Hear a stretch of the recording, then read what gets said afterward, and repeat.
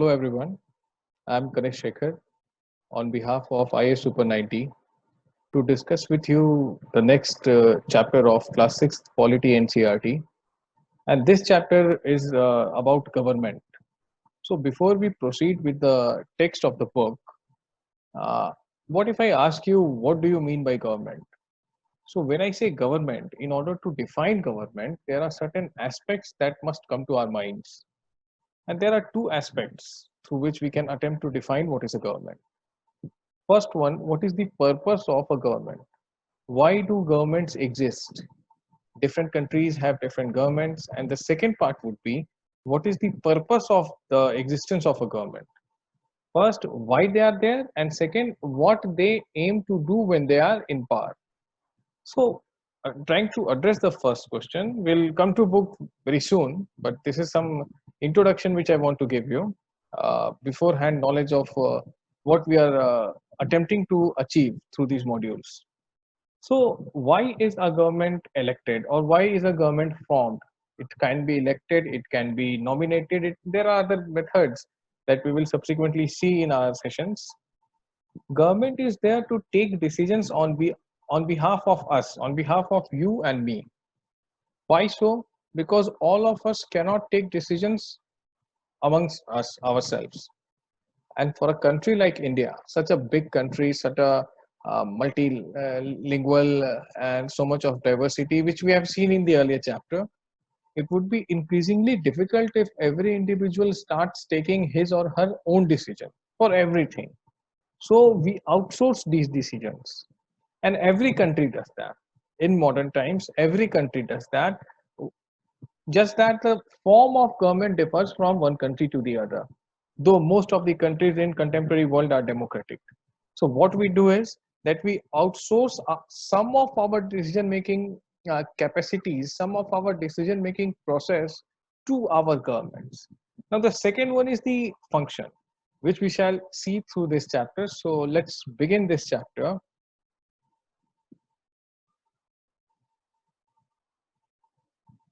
So here we are.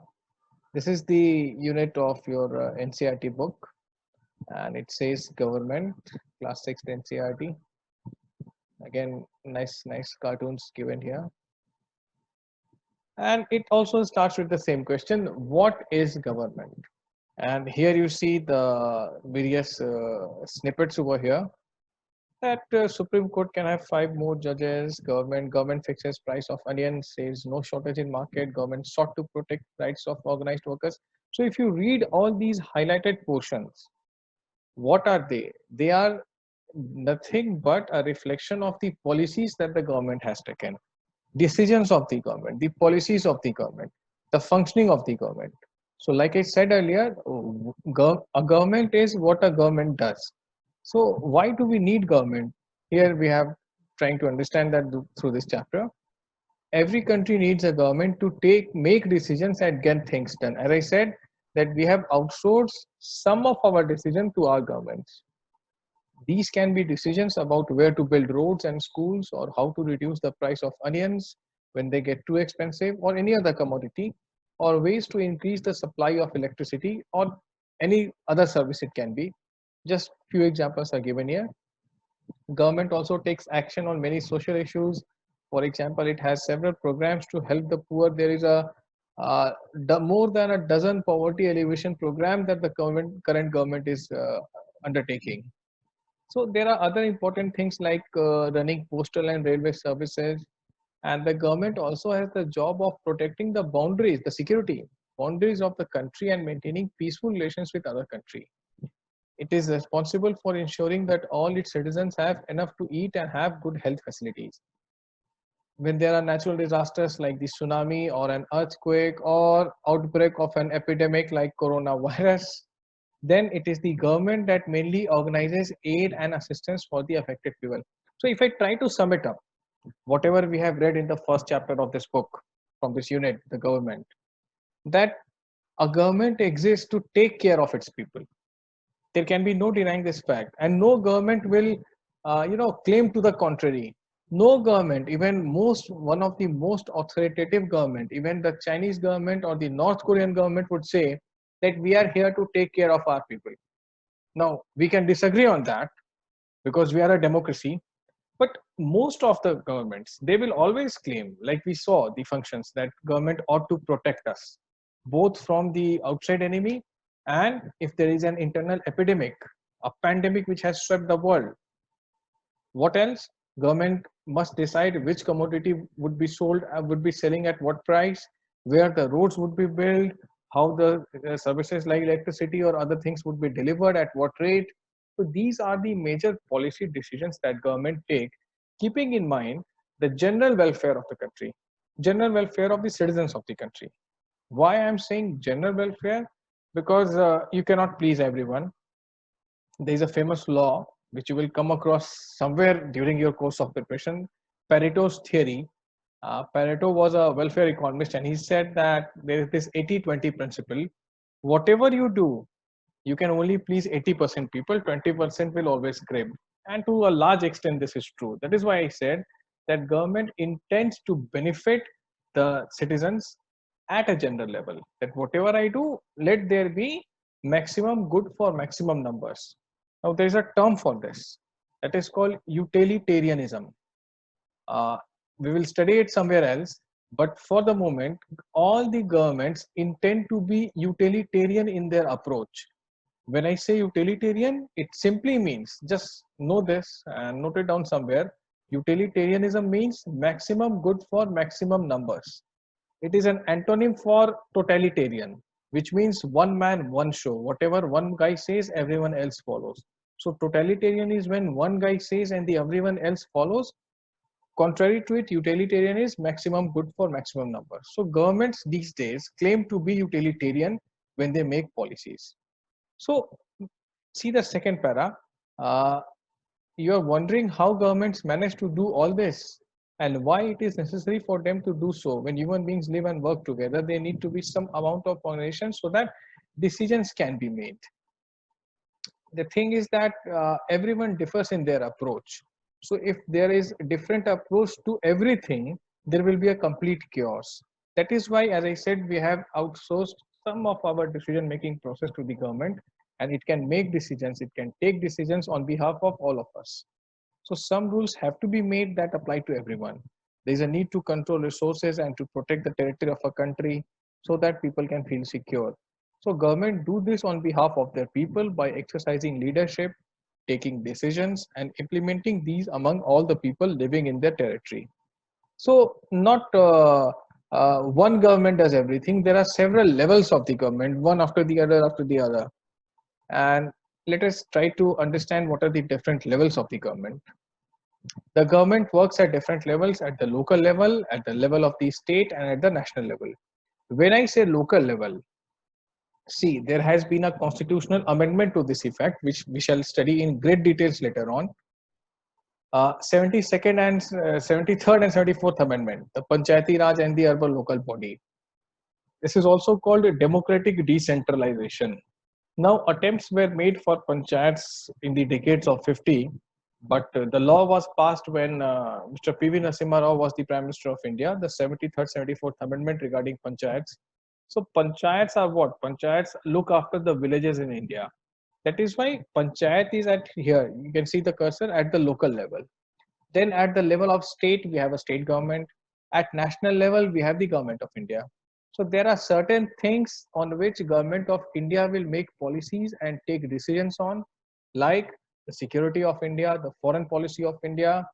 There are certain things on which state governments will make policies and take decision on, like the law and order within the state, the education policy, the health, the agricultural issues. And then there are other micro level things on which the local level, that is the panchayats, will take a call on. What they are, what are the different lists, we shall see these things later, not in this class 6th NCERT. As it's written here, local level means in your village, town or locality. State would mean that which covers an entire state like Haryana, Assam, Andhra Pradesh or Telangana, and national, of course, the entire country at the India level. So here's the map given of different states. You guys are here. I am here. So These are the different states. Currently, we have 28 states. Jammu Kashmir has been called off. The state status has been called off. So there will be a UT which will be decided later. There is this delimitation commission. We shall see these things later. Here is a footnote. Telangana is the 29th state of India on 2nd June 2014, and then 31st October 2019, state of JNK. So just a map of different administrative units within divisions within India. This is the 2011 map. So you see, apart from the 28 states, there is so much else to be done at the administrative level. That is why we need local governments as well. So laws and the government. Government makes laws and everyone who lives in the country has to follow these. This is the only way governments can function. Yes. Just like the government has the power to make decisions, similarly, it has the power to enforce the decisions. Of course, if you don't follow the law, you will be punished. For example, there is a law that says that all persons driving a motor vehicle must have a license. So any person caught driving a vehicle without a license can either be jailed or fined a large sum of money. Now the rules have changed and the fines are of course very huge. So it's better to carry the license with us. Without these laws, the government's power to make decisions is not of much use. Of course, uh, if you cannot enforce these laws, then what is the use of these laws? That is why government has the authority to punish those who violate the laws, and rightly so. In addition to any action that government can take, there are also steps that people can take if they feel that a particular law is not being followed. If a person feels, for example, that they were not hired for a job because of their religion or caste, he or she may approach the court and claim that the law is not being followed. The court can then give orders about what should be done. So if someone is discriminated because of his or her caste or religion at workplace or any other place, then he or she can approach the courts to correct this. How, that we shall see when we will study fundamental rights. Now, what is the type of government? It depends on the type of government, that there is in a country. Like it depends on country what will be a type of governments. Like in India, we have democracy. Democracy is of the people, for the people, and by the people, where we elect our representatives. Democracy is where people elect their representatives. So we are governed by our chosen elected people. They do this through elections. Every 5 years, general election takes place in which we vote for a particular person and elect them. Once elected, these persons form the government. And in a democracy, the government has to explain its actions and defends its decision to the people. Second, another form can be monarchy. When there were kings and queens and prince and princess, monarch, king or queen has the power to make decisions and run the government. Monarch may have a small group of people to discuss matter with, like the current prime minister has a council of ministers. Similarly, the monarch used to have some mantris or a close group, like something that can be compared to the current day union cabinet or the council of ministers, with whom he can discuss matters. Final decision will taken by the monarch. Yes, monarch means the king. So we don't have monarchies now. Some countries we have monarchs, like in England, there is queen, but that is constitutional monarchy. That's not absolute monarchy. Absolute monarchy was found in world during medieval times, in ancient times, when there were kings and they had the bucks used to stop at the monarch, at the king itself. Whatever he or she used to decide, that were the final words. Like the Louis XVI, famous. When you will study French Revolution, you will come across this person, and he said that I am the rules and my words are law. See, what is the authority that is emanating from these sentence? I am the rule and my words are law. Absolute monarchy. There is no redressal. There is no remedy available. Now we don't have that. Even in countries like England, which I said has a monarch, queen is there, or Saudi, Kingdom of Saudi Arabia, it is. They have a king, they have a prince. Bhutan, they have a king. But these are constitutional monarchs, which means that their power is limited by the constitution. of that very country. They are not absolute monarchs. Their power to function is limited by the constitution of that very country. So we shall see these things later on. So unlike monarchy, in democracy, kings and queens do not have to explain their action or defend their decisions that they take. Currently, whatever the government of India does or the government of a particular state does, they are answerable to the people. They have to justify that. So if government brings a particular law, government has to say that why we are bringing this law.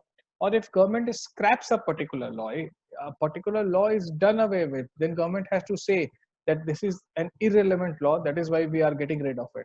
They have to explain this to people. A monarch has to explain no one, not the constitutional monarch of current times, but the absolute monarchs of medieval and ancient times. They were not answerable. Okay, they could do and get away with anything. That is why democracy is always preferable than monarchy. Let us see ahead what the chapter says. There are a few small questions. Democratic government. India is a democracy. This achievement is the result of a long and eventful struggle of the Indian people.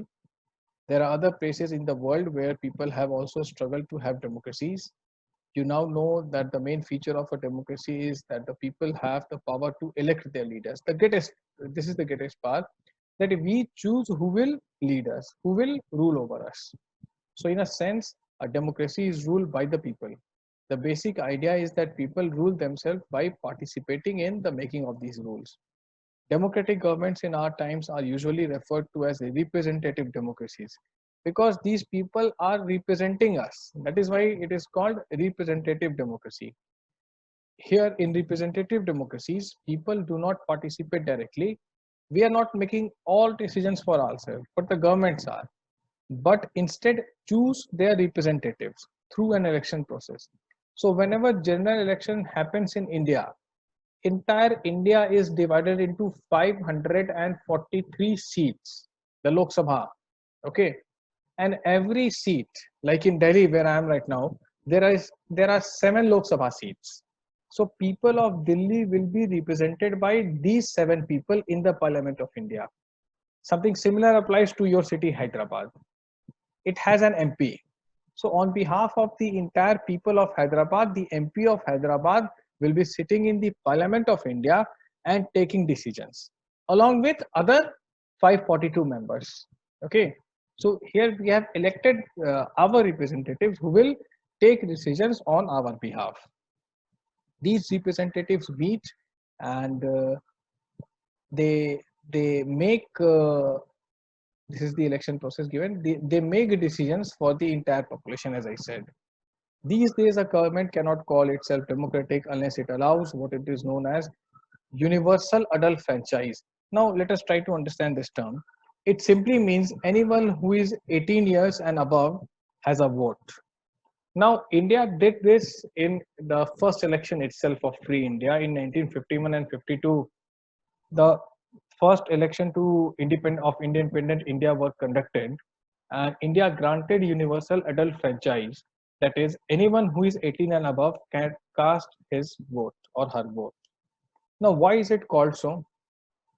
Because it is universal, it applies to everyone, adult, to all people. It does not matter whether you are 18 or 81. It does not matter whether you are illiterate or a PhD. Does not matter which caste you belong to, does not matter which religion you belong to, which region you belong to, your economic status. Nothing matters. The very fact that you are an adult and a citizen of this country, you have one vote, irrespective of any of your credential. This is called universal adult franchise. European countries and USA took approximately more than 100 years to grant this universal adult franchise to its citizens. We did it in the first election year in 1951-52. So see, those democracies who claim to be older than in modern times than India, they took so much time to evolve this very process, universal adult franchise. On the contrary, India granted this universal adult franchise to its citizens right in the first elections, 1951 and 52. And irrespective of whatever your credentials are, you have one vote. This is what it implies. It's not always like that. Can you believe that there was a time when governments did not allow women and poor to participate? And that's why just now I said that USA and Europe did not allow this. In their earliest form, government only allowed only men who owned property and were educated, not all men who were having some privilege, who owned property and were educated to vote. So the women, the poor, the propertyless, and the uneducated were not allowed to vote. They were just disenfranchised. There was no universal adult franchise, and the country was governed by the rules and regulation that these few men made. Of course, not everyone is being elected, so a particular group is being elected, and that particular group will work for particular section of people. So before independence in India, only a small minority was allowed to vote, and they therefore came together to determine the fate of the majority. Several people, including Gandhiji, were shocked at the unfairness of this practice and demanded that all adults have the right to vote. This is called universal adult franchise. We have already seen it. And then there is this paragraph written in the magazine Young India by Gandhiji in 31. I cannot possibly bear the idea that a man who has got wealth should have the vote, but that a man who has got character but no wealth or literacy should have no vote, or that a man who works honestly by the sweat of his brow day in and day out should not have the vote for the crime of being a poor man. Of course, this was very discriminatory. That is why we don't have such provisions right now. So this is what we have discussed in this chapter. Basic idea is what is universal adult franchise. Everyone who is 18 and above has a vote, irrespective of his or her any credential. The only credential is that you are 18 or above. Okay. Next thing is democracy, a form of government. We choose our people who will rule. That is what is decided by the people through periodic elections. Contrary to it, monarchy. What is monarchy? A king. See, monarchy is hereditary. King will have child, the prince will become the next king. You and me won't have a choice. Not that in democracy. Okay, we can never say that the current prime minister is a bachelor. So maybe the earlier prime minister, Dr. Manmohan Singh, he had three daughters. He has three daughters. So we never say that one of the daughter will become the next PM. It's not a hereditary monarchy.